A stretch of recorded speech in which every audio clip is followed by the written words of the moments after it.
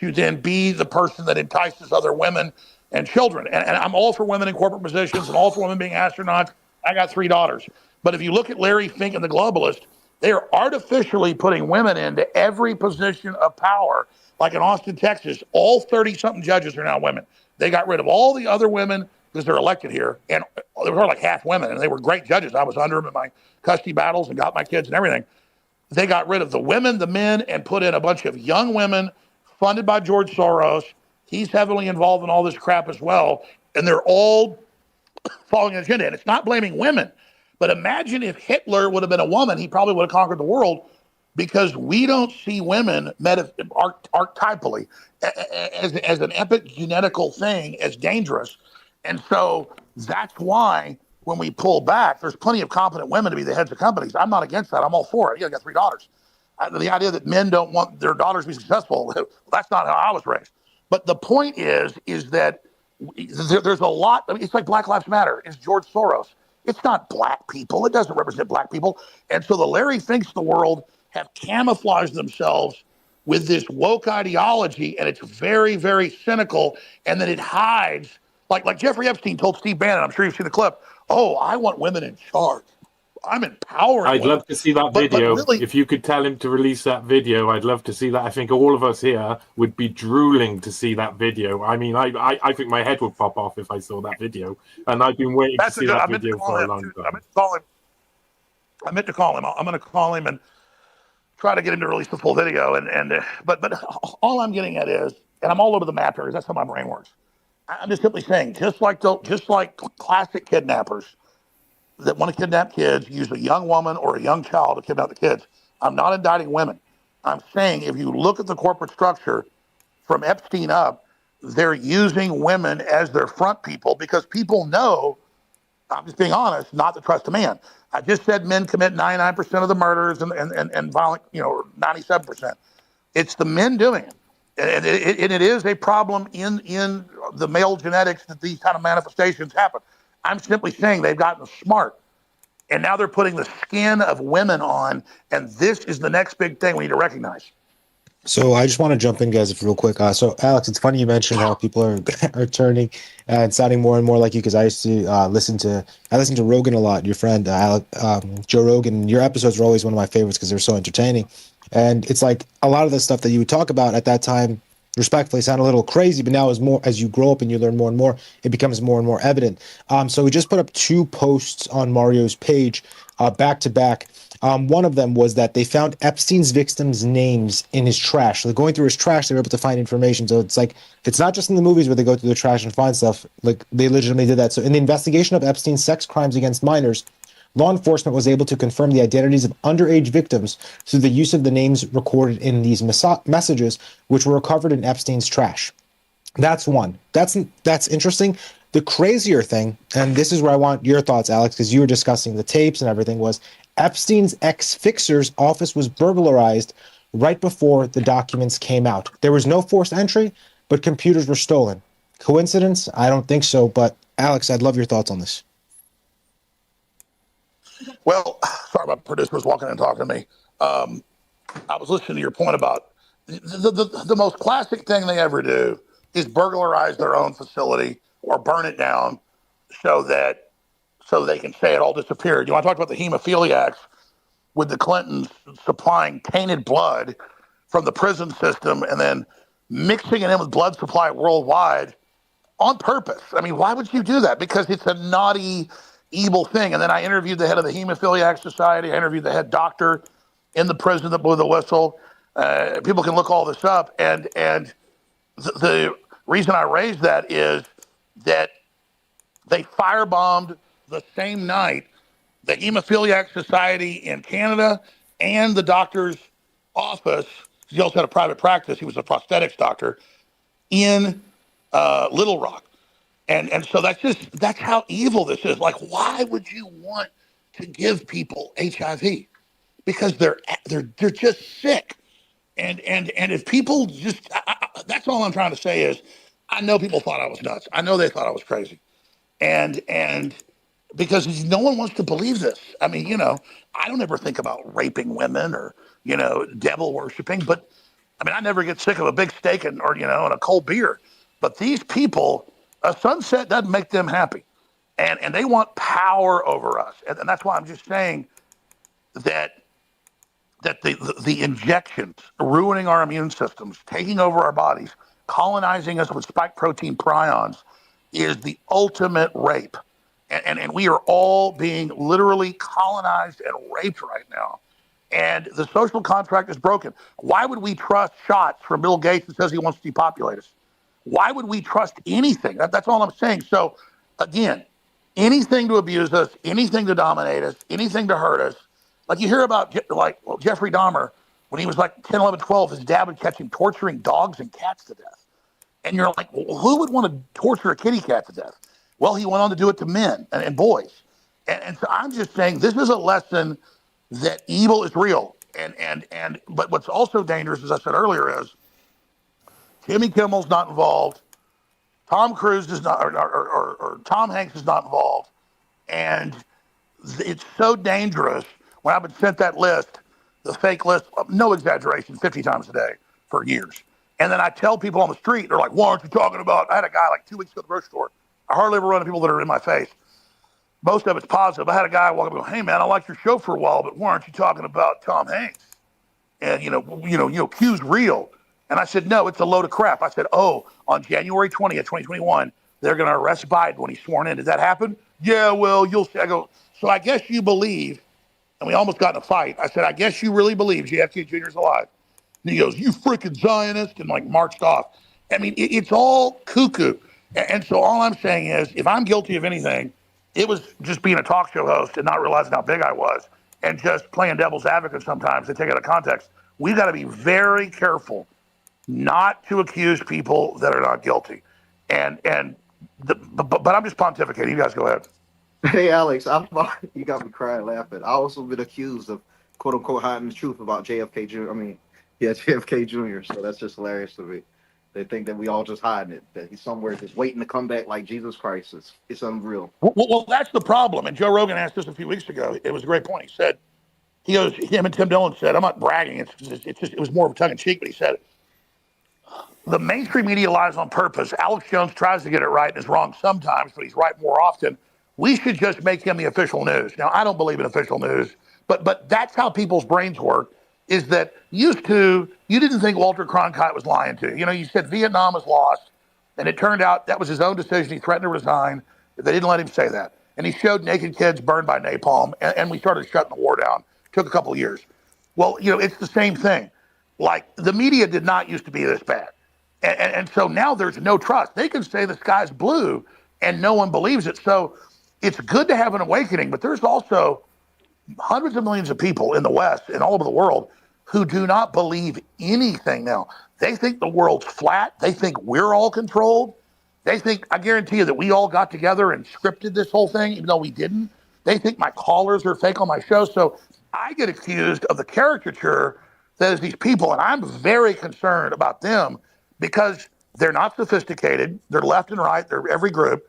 And, there's the, what do they call it? Blue Anon. I mean, Blue Anon's even crazier. And I don't hate liberals. I don't hate conservatives. I don't want to fight with them. And then I'm seeing real craziness. And then did you see Jack Smith's new filing yesterday, where he said Trump must be silenced? We can't put any video out from the trial. He may call for the murder of his opposition and members of Congress. I mean, I put it on my X just about an hour ago. They posted it. Ladies and gentlemen, in a federal filing, Jack Smith, the former UN prosecutor, who was obviously appointed illegally, that's all come out, said that Trump is going to order the murder of his political opposition if he's not silenced in the court. I mean, that is Q level cuckoo. I mean, if I said we got to stop Joe Biden, he's going to murder members of Congress, people would say, what the hell are you talking about? So that is just crazy. And so I'm really worried about that mass formation, that mass psychosis, because people are going crazy. I mean, mental illness is off the charts. Everything's going insane. People are so stressed out. And then this special prosecutor literally sounds like he's on 14 hits of acid. Yeah, I don't doubt that at all. Dustin, I think you want to jump in with a question for Alex? Nick, before we go to Or Dustin, Ryan? I'm sorry, I got one I'm more sorry, I forgot excerpt. about that. Yeah, I apologize. And a blanket forgiveness statement from all of you guys. If I interrupt you, if I jump in before you're about to speak, I'm sorry. It's just a post goes out. It's protocol for us to read it. So Maxwell procured over 100 girls for Epstein. Epstein's house manager, Rodriguez, testified that defendant Maxwell was one of the people who procured over 100 girls he witnessed to visit Epstein, and that he had to clean defendant's sex toys. And defendant was Maxwell in this case. So thoughts on this, guys, or if you want to jump in with your question, Dustin? I've been dominating. You guys take it, then I'll respond. I think it's pretty clear that. Oh, go on. Oh, I'm sorry. I was just going to break into like what Alex was saying. It's very important to pay attention to the wives. Now, I know she wasn't formally Jeffrey Epstein's wife, but it is very important to pay attention to the women because there's a lot of implications that kind of reveals that maybe Jeffrey Epstein wasn't in charge and maybe he was working for Maxwell instead. There's definitely elements where they converge. I think for sure. Yeah, exactly. Well, that guy's really. You guys make your point. Yeah, her dad was like the spy chief over this with Mossad and MI6 both. That's on record. And he was given a Mossad burial at Mount of Olives. So her dad handed the keys to him and his daughter as like a present. Exactly. Epstein took over the family business. So I think they were both in charge. But yes, she brought him the keys to the kingdom. I want to add just one thing because this has been brought up a couple times as far as the Maxwell connection, and I know somebody mentioned the book. You got a lot of background noise there. I'm sorry. I know somebody mentioned the book Gideon's Spies before, but I want to just throw out a couple other references for people who want to follow up with that link because you may be aware of a mainstream veteran or former mainstream veteran journalist Seymour Hersh, who's still alive and still doing great work. He released a book in '91 called The Samson Option, which he was one of the first people to report on Ghislaine's father, Robert Maxwell, and his connection to Israeli intelligence. Then you got a 2002 book called Robert Maxwell, Israel's Super Spy, that goes further into it. And again, the Mossad connections, MI6, as well as connections to organized crime. And when it came out that he fell off his boat in the middle of the Atlantic Ocean. Yeah, exactly. So there's definitely been, this is again like information that Seymour Hersh, who's done a lot of great work over the decades, wrote about back in 1991. So, well, let's say it. He's the greatest living reporter. I would say so. Basically, never been wrong. I mean, no, he's the Michael Jordan. He's the Michael Jordan of journalists. Everybody should read his bio, reporter. Kira. Yeah, as to the houseman or whatever his role was, I believe him. I also don't understand, and I have to be honest, I don't understand why, and I recognize these are little people, but why they didn't go to the cops, at the time. It really bothers me because there are so many. I mean, there was a driver who would bring girls with Virginia over to the place, and apparently he never, he knew they were underage or seemingly knew they were underage and never said anything. So there are a lot of lower level people who, for whatever reason, also never raise these issues, which bothers me. But I want to say one thing about the ex-fixer. Sometimes a coincidence is just a coincidence, right? I mean, his offices were burgled, as were other offices in the building. Which is what you would do if you wanted to get rid of the Tira, right before the documents came out. Deniability, right? No. So Tira, the one guy who has everything, that all these computers were taken by him. And it was even cited today that he was taking computers for Epstein. But he was his PR guy. He says he didn't have anything remaining of any relevance. What I'm just telling you, yes, he didn't do a very good job if that was your job. But I'm not convinced that has much to do with anything. All right, let me just leave people came forward in 2005. The FBI did nothing. There were reports recently, both Scotland Yard and the Metropolitan Police out of the UK shut it down. People have come forward. What we're talking about seems to be going over your head, but law enforcement and DAs and prosecutors. You know what? 2007 settlement. It appears that either Acosta and or Mr. What was this, Kirshner, the state attorney general who Acosta accused of bungling the case, were in the tank in some ways, right? And we should be looking at that. I know there was an official report, but I'm not sure I believe that report. Well, let me just be clear. I'm not saying it went over your head, ma'am. What I'm saying is this all goes over our head. But what he was just saying is totally true. powerful person who says he's in intelligence agencies. He obviously is. They're scared, and then a lot of people do report it. And in fact, a lot of times somebody reports it, they won't even say it in a deposition because they're scared. And I mean, that's how this works. And I've been aware of stuff before, not like with kids, but I've been aware of crimes before. And the police just laugh at you if you get the wrong detective. I mean, Alex, right? What, 3 of Kevin Spacey's accusers who came forward seemed to die under mysterious circumstances. People have come forward and they end up dead. Yeah, well, remember what Bill Gates said about Jeffrey Epstein? He gets asked by the reporter, well, what about Jeffrey Epstein? What about Jeffrey Epstein? And he says, well, he's dead. So you got to be careful. You got to be careful.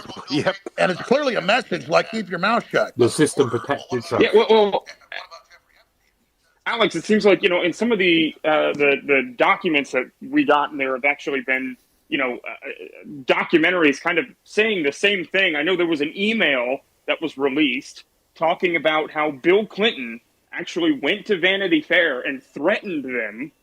This is a former president of the United States, and threatened them that if they put out a piece about Jeffrey Epstein and his inappropriate relationship with children, threatened them over it. And then we there was a documentary that was put out, probably 2 years ago, where the author of that article said that the editor-in-chief got scared because he found a bullet on his front porch and a cat's head that was cut off. Let me back you up on about the that. porch too. Let me back you up about that.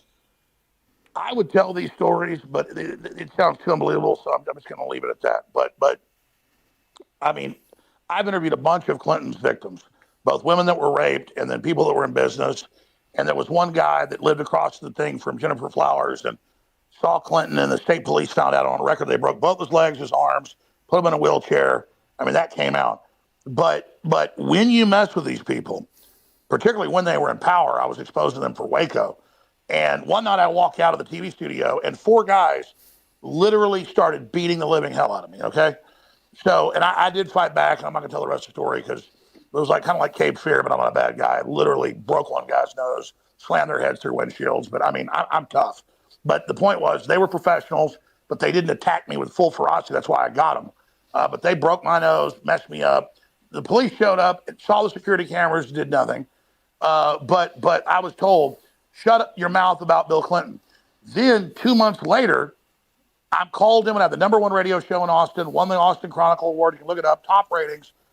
And they called me in and they said, man, you messed with the wrong people. The owners of the radio network that owned over 100 stations across the country literally came down and had me fired over talking about Bill Clinton. So I got my nose broken in a parking lot and punched and black eye, hitting the ribs, crack rib, everything, with guys palling out of a minivan saying, shut your mouth about Bill Clinton. And I got fired.